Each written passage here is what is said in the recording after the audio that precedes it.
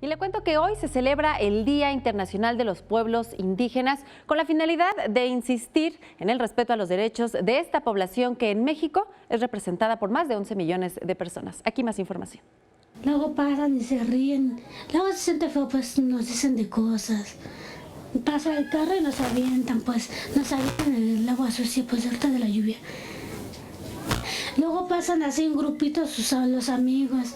Ay, no, que no le ponga apodo. No, ay, mira, ahí va quién. Pese al discurso de inclusión de las autoridades, en México 18 millones de indígenas sufren discriminación. Se trata de un sector que no solo constituye alrededor del 7% de la población nacional, sino que en México cuenta con una riqueza cultural de 64 diferentes lenguas, de las cuales en la capital contamos con 57.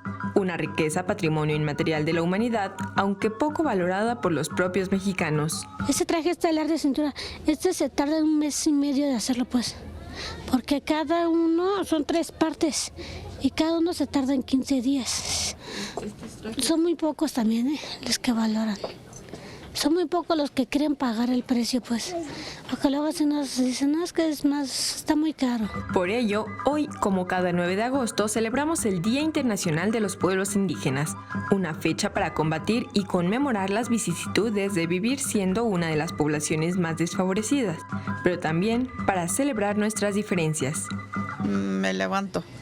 Aunque sea como sea, yo no chillo. Yo para qué voy a estar chillando, pues si tengo mano, tengo pie. Y mi Dios, si no dice así, pues yo tengo que seguir adelante. Con imágenes de Jorge Barajas, Andrea Díaz, 21 Noticias.